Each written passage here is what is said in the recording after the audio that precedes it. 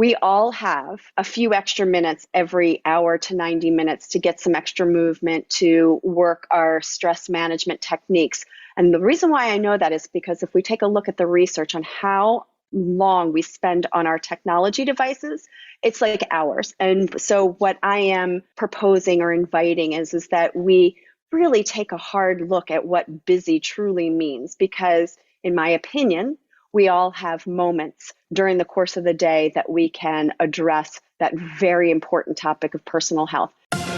Expanding possibilities, the mindset zone. I'm your host, Anna Melikian, and before we start with today's show, please remember to visit mindset.zone.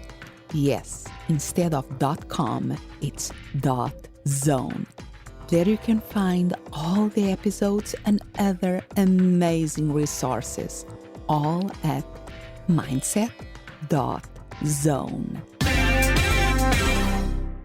Today, our special guest is Stacy Fritz, CEO of Fit to Order, a corporate wellness company that specializes in bringing wellness to fast-paced, time-limited work environments. We will be speaking about how to cultivate a culture of well-being in order to save lives and money. Welcome to the Mindset Zone, Stacy. Oh, thank you, Anna. It's a pleasure to be here. I really feel very blessed that you asked me to be a guest on the show, and I'm very grateful. And we met in person several times in one speaking training that we both participate, the Heroic Public Speaking, or HPS, because both of us do keynoting, and I think we are lifelong learners by nature, what I love. Yes, we are. And what a wonderful experience that has been, for sure.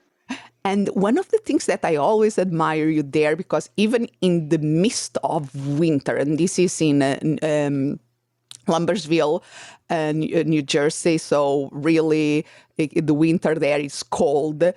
And you still, before we start the sessions that were at 8:30, 9 o'clock, you will be walking. You will be doing your half an hour of walking there, really walking your talk in terms of wellness and fitness. Yes. Well, Anna, I'm really, thank you for noticing that. I very much do walk the walk, if you will. I just know that those long days we're going to be pretty challenging on the body. And so I try to forefront think, how can I fit in a little bit? And so I'm sure we're going to dive into that in a bit, but thanks for noticing that. I for sure. And it was really cold. You're right. Yeah, I found out on those days that there was these things to put in the gloves that I didn't knew that exist, the warmers that we break and then create. I didn't knew even that existed. So always learning. The hand warmers, right? Yes. The hand warmers. I don't know that they help, though. We had a couple really cold days, for sure. And shows that I'm living in Phoenix, Arizona, so I'm not really ready for that kind of things. I know. But tell us, because one of the things you work with companies, organizations, and people are so busy. And I think now post-COVID-19 world, we are somehow coming back to a more normalcy, whatever is this new normal. But seems that everybody is extra busy. Extra running around, not in running around in a good way, but just trying to keep things running and taking care of the next fire that needs to be taken care of. So how do you help people that are so busy to be more healthy and to develop wellness habits? Oh, that's a great intro question, Anna. So how do I help folks that are busy kind of incorporate better habits during the course of their day? And as you touched on, that word busy is really kind of a buzzword for me. It kind of sends the hair up on my back because everybody can use that word, but that's not really a descriptor on how we're feeling. We're occupied with things, if you will. I promise you this. We may all say that we're super busy, but when an issue arises, a health issue, and we'll hope that it's a health issue that can be managed, then miraculously we have all the time in the world to take care of it. It kind of brings us to a screeching halt. So here's my overarching philosophy is that if we can take time to incorporate or infuse things that I would call micro work breaks during the course of a very busy day and string them along, it doesn't feel like we are necessarily having to step away from our busy life. It's just we're infusing that piece in it. And I can promise you this, Anna, we all have a few extra minutes every hour to 90 minutes to get some extra movement, to work our stress management techniques. And the reason why I know that is because if we take a look at the research on how long we spend on our technology devices, it's like hours. And so what I am proposing or inviting is that we really take a hard look at what busy truly means, because in my opinion, we all have moments during the course of the day that we can address that very important topic of personal health. And the reason why is because if you don't take care of it now, it will find you later on. In our house, we call it the little whisper, when you have a little something that says, hey, this hurts, or this might need to be taken a look at a little deeper. Those are whispers, right? And they're just little nudges. And then later on down the road, maybe that pain or that ache gets a little bit bigger. And that's kind of like a tone, right? And so we don't want to get to the place where we're shouting a health issue. And so I'm huge on the umbrella of prevention. Love it. And I'm the living proof or the living lesson about that, because I push my limits too much. And I was doing some exercise and wellness, but even like that, is exactly how you said in the beginning, when you have a health scare that absolutely becomes the priority, and you find the time. You really find the time. Yes. And I love what you are saying here, because hopefully people don't need a big scare like me that was cancer to wake up. And I like what you are referring here, that is a mindset shift, really. Yes. Because I think if people think, oh my gosh, I need 1 hour to go to the gym, I don't have 1 hour to go to the gym. And that can be true. It's difficult sometimes because it's not just the hour in the gym, the commuting time can really be a 2-hour block. But you are speaking about here micro work breaks, infusing that kind of practice in our day to day. Tell us a little bit more about that. So again, I love the question. Let me say this first. So for your listeners, here's an unbelievable piece of information.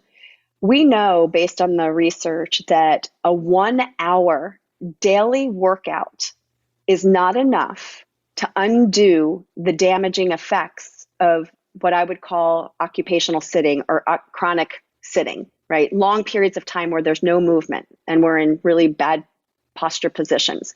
So it sounds like a really horrible piece of bad news, but we're not talking about today about going to the gym to investigate the 6-pack or the 8-pack abs or losing weight. What we're talking about is habits that we can put into place that are going to take care of our overall well-being, our holistic well-being. I am extremely passionate, as you know, Anna, about the topic of cancer. I'm also extremely passionate about other chronic health issues. And the reason why is because, again, based on the research, we mostly have control, mostly. I don't want to be, saying that we have all the control, but the statistics are like 80% of our issues, our chronic health issues, are directly related to our lifestyle behavior choices, meaning about 20% are connected to genetics, some wonkiness that went on, whatever it is.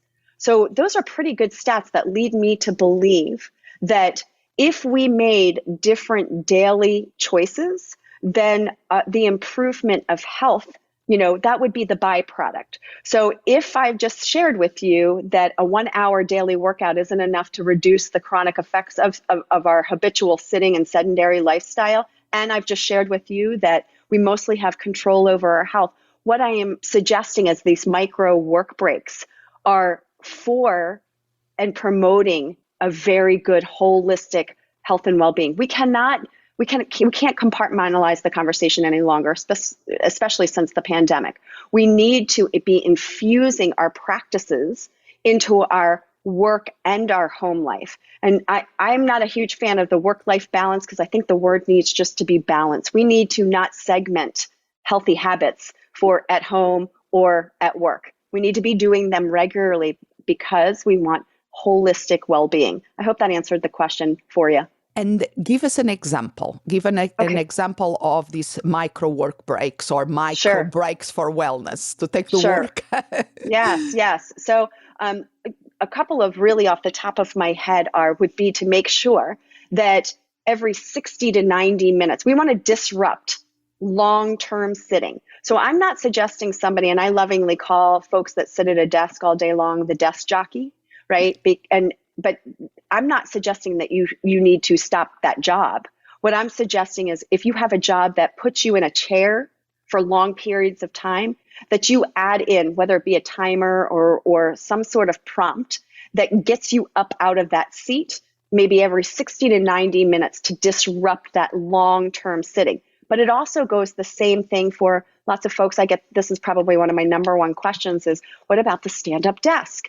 And so the stand-up desk is great as long as you're going from standing to seated to seated to standing. What we're trying to disrupt is not moving at all. So if you have a stand-up desk and you're standing there for 7 hours, that's not good either. What I am suggesting is active movement, whether you go take a quick walk, you go, walk to go talk to the coworker. If you're working from home, maybe you take a quick walk around the block. Anything, add in some desk stretches. We just don't want to be sedentary in one position for long periods of time, would be a first one. A second one, since we're spending so much time in front of the computer and technology, is minimally go ahead and invest in a great pair of blue light filter glasses. I just recently read something that now our mainstream optometrists, ophthalmologists are actually giving that as a part of new glasses, an upgrade. So if you are, needing a new pair of glasses, they will actually put in that blue light filter, and that blue light filter is disrupting some of that light that is messing with our circadian rhythms, and really putting a strain on the eyeballs. Would be a great second idea to do just on the immediate. Okay, so let's. I want to go a little bit deeper on these both things, because the idea. Okay, let's move at least every hour, every 90 minutes to create some movement, some activity, some change of rhythm. And for me, one thing is being very helpful. I have the iWatch, the Apple Watch. Yes. And there is the 3 rings that people that have the watch are familiar with. And one of the rings is about at least 12 hours in the day that we do 1 minute of activity, and it prompts us to 10 minutes to the hour. It says, okay, it's time to stand or time to, and if we walk a little around wherever we are, we get a point, and then we see the circle. It's a gamification. So that kind of tools are, for me, is helpful to the reminder, because otherwise we go in that craziness of the day-to-day, and sometimes we forgot that. So I like to have that in my wrist. That is a reminder. And there are so many tools like this now that we have available, correct? Correct. Lots of them. And all you have to do is, take a look at that app store. I like one that's called Take a Work Break or Take a Desk Break. It's not just the movement, Anna. It's also the ability to keep the body open. So some of those apps have lovely stretches in them. So it's not even, if you really can't pull yourself away to go take a, 5-10 minute, little walk. I'm not even saying you have to go fast. Maybe you stay at your desk, but you stand up and you engage in some stretches, particularly for the back body. And what I mean by that is the spine, being able to round the spine, being able to extend the spine. You can find apps everywhere, that will kind of give you that prompt. It doesn't have to be a lot. That's the cool part about it. So I think folks are like, I can't do this during the workday. I don't want to get sweaty. Remember, with 2 different goals, 2 totally different goals. Our tagline is actually move more and stress less. So going back to your watch, there's actually a ring on there there's a breathe icon on there that Yes. will actually allow you to do something similar as it relates to stress. So I don't think we are a culture of lack of technology. And in fact, I would argue we need to figure out ways to use this technology to our benefit, but also I don't think we necessarily need to engage more with more technology. I think that finding the bare minimum and then being able to tap into old school resources like your feet and take a little walk, Yes. or being able to tap into the breath and being able to work on what we call diaphragmatic breathing and the expansion of lung capacity. Because when we're sitting, the chin tucks down, the shoulders start to round. Now we're in a bad posture position, and we're impeding that beautiful breath work. Never mind if the job is stressful. Now we're holding the breath. Yeah. So I think my mission is more about understanding healthy habit hacks is the way I would describe them. Things, small, little, micro work habits that just take such little effort, but just go so far for holistic well-being.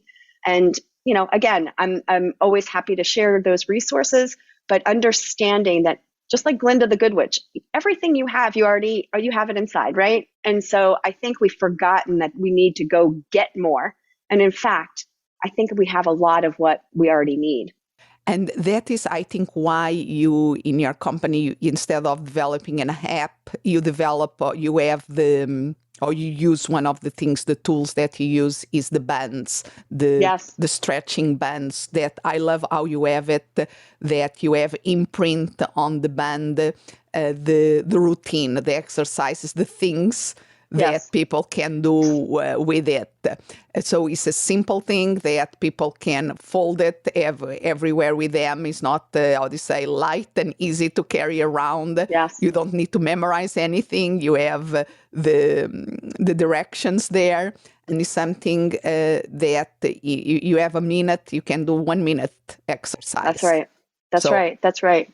And those bands that you're referencing, those are our signature resistance bands. So clearly the resistance band was, not my idea, but what we developed at Fit to Order was a sequence of, we'll call them exercises, put in a way onto a resistance band. So like, as you mentioned, they have the pictures, and it is specifically made for somebody that is busy, because we're not saying take that band and go do your workout for 30 to 45 minutes. What we're saying is utilize the tool during the course of the workday, but make it work for you. And you said it beautifully. Pick out one of those exercises, and when your little prompt goes off on your Apple, on your phone there, then you can go ahead and pick one of those exercises and use that as your work break.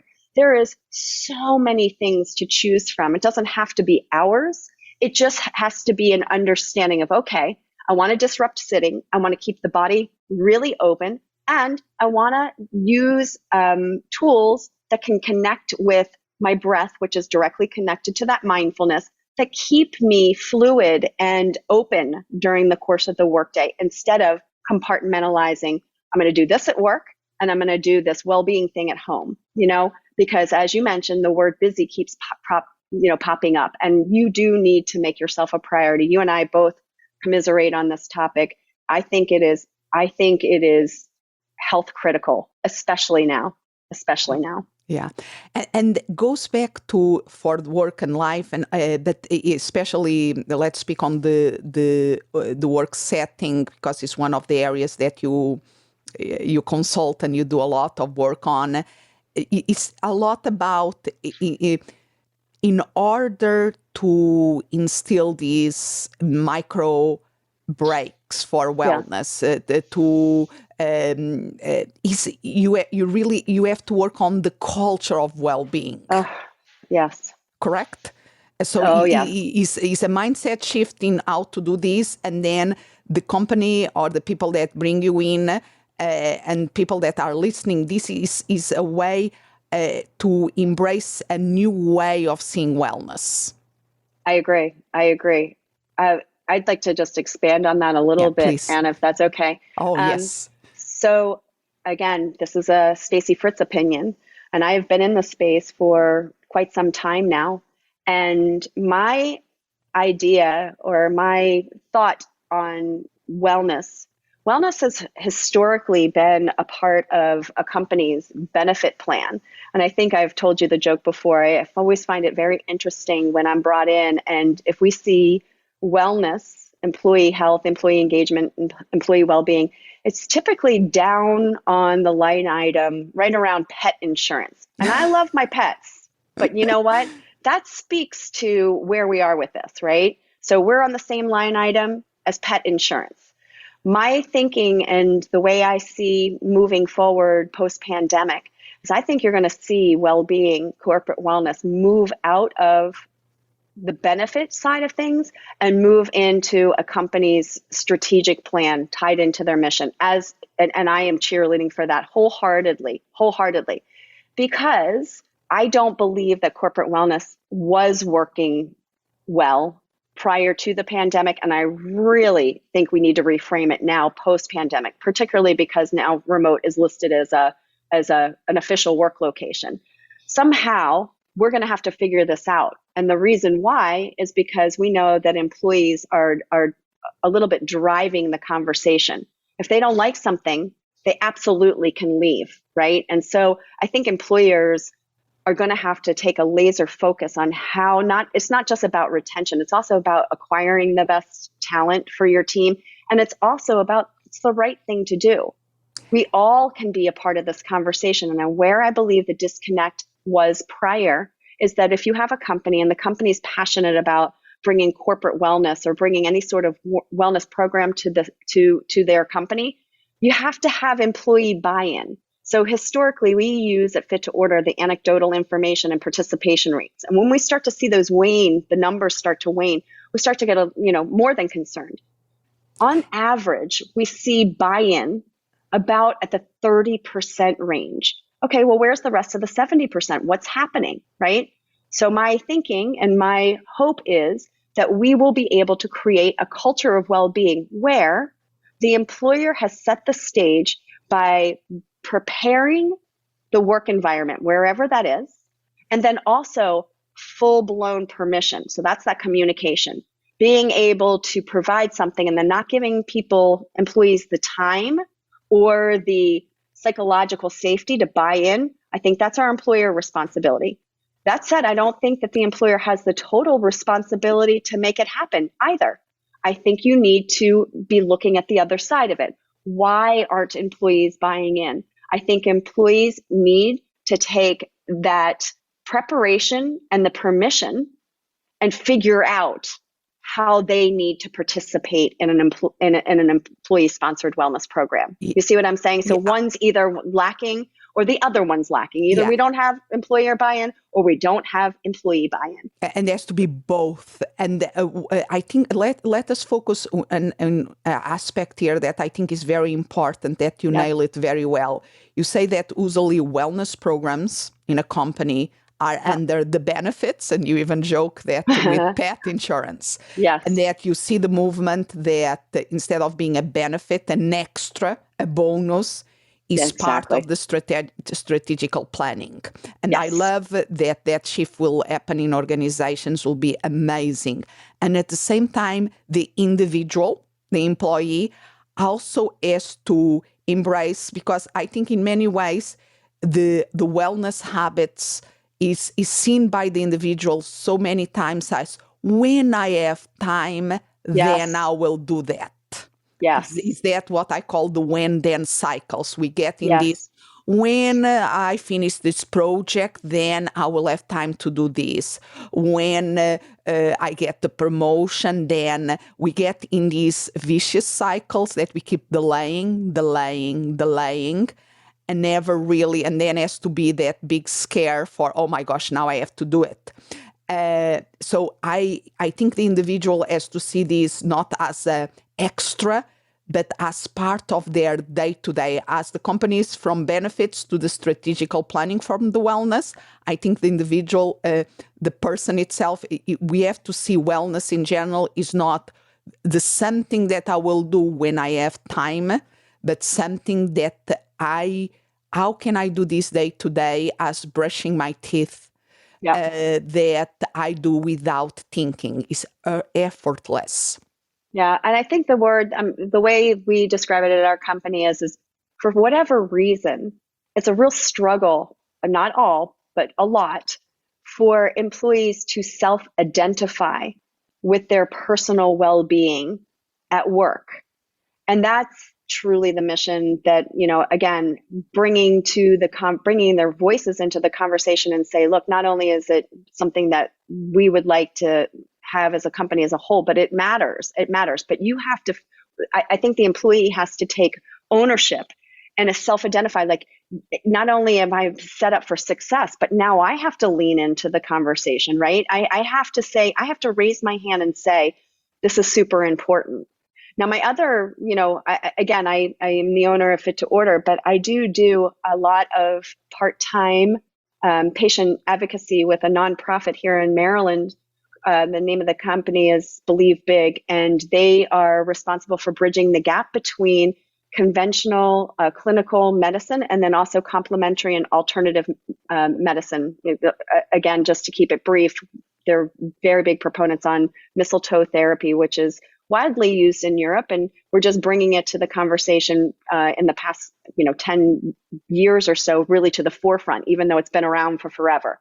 I'm sharing this with you because when I have the pleasure to work with somebody who is on this journey that they didn't sign up for, it's astounding to me how this conversation comes full circle. I didn't know. I didn't make the time, and not that it's not a blame game. I would love for the conversation to shift at work. Like, you don't want this. You don't want that path. And if you have mostly control over, how can I support you and invite you to a conversation that we're going to make it happen together? We're going to collectively do this.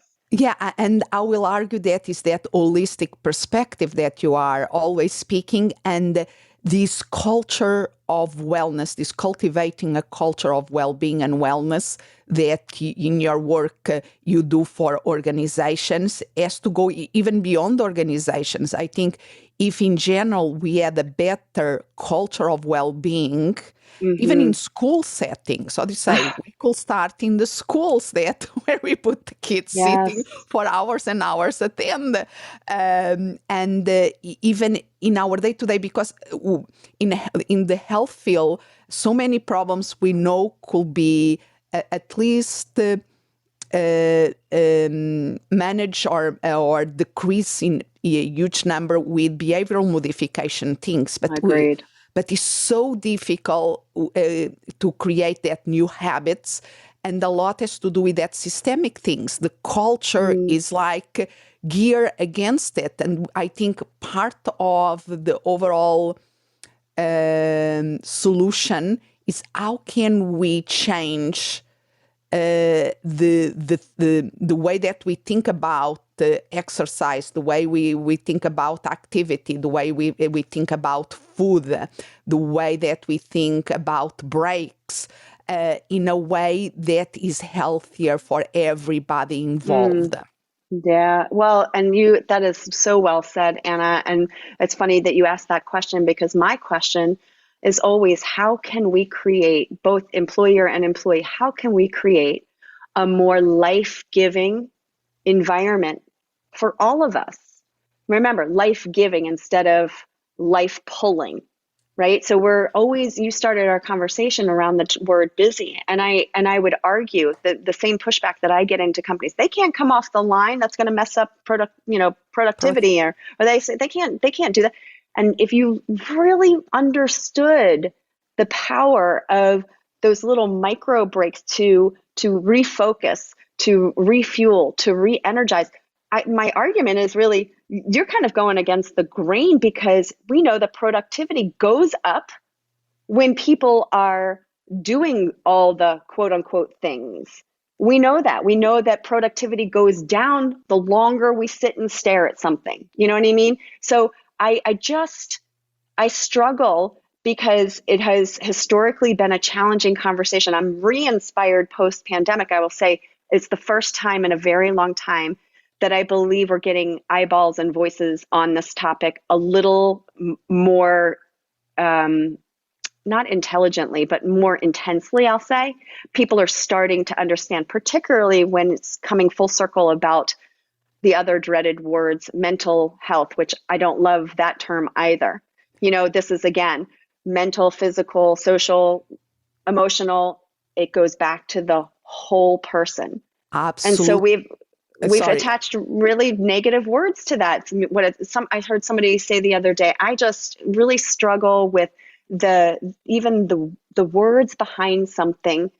It should be addressing a human being. We are not human doing, we're human being. Absolutely. And so a bit of my soapbox, but I am determined to spend the back half of my life really committed to addressing this in a different way. Hence the reason why I joined you at that wonderful, amazing 8 months with the HPSers, and to really figure out how to get my voice not louder, but clearer. And how do we move this out of the gym conversation and exercise, and really about how our ancestors moved and ate and breathed. We're running at full, all cylinders, as they say. We're eating terrible food choices, down to your example about the school settings. We got to get a hold of this nutrition issue, and then we've got to get a hold of getting ourselves out of the stress response and into a more, how do we address this in a calmer, gentler fashion where people feel supported. And then finally, we don't even have to talk about exercise that's making us sweat and, uncomfortable and whatnot. How do we move? We were designed to move forward. We can't just sit there all day. So again, I look forward to what's going to happen, because the more voices in the room and the more eyeballs on this, oh my goodness, I just know that we can make a huge shift. Absolutely. And that, I think, is one of the secrets of tapping into our fullest potential, because we keep running on fumes and don't realizing that if we take care of ourselves as human beings and individually, the group, everything, we can achieve much, much more amazing stuff for everybody. Amen. Amen. So where people can learn more about you and your work? Thank you, Anna. Well, you can find me and my team. We are Fit to Order. It's FIT, the number 2, and then the word order, ORDER.com. Wonderful. And I bet that people also can find you on LinkedIn. Yes, ma'am. LinkedIn, I'm there as Stacy Fritz, or you can find me at Fit to Order, and that's across all social. I am happy to respond to any questions, even a conversation. And Anna, to your point, like I said, the more we have thoughtful conversations like the ones that you present, I do think that the ripple effect of well-being, it is starting to catch on, and it'll be folks like us that, really push people forward and upward is really what I'm hoping to elevate health. And if you are listening to this, sitting down, just get up, stretch, like yawning. Just move a moment, and that is the beginning of something that can help you be more healthy. So wonderful. Thank you so much for being here, Stacy. Anna, thank you so much. I look forward to seeing and chatting with you again very, very soon. You're doing great work. Thank you. Expanding possibilities, the mindset zone. Thank you for listening, and remember to visit mindset.zone. Yes, instead of .com, it's .zone. There you can find all the episodes and other amazing resources, all at mindset.zone. As always, I'm so grateful you are here. Expand what's possible. For you, for the ones around you, for the world.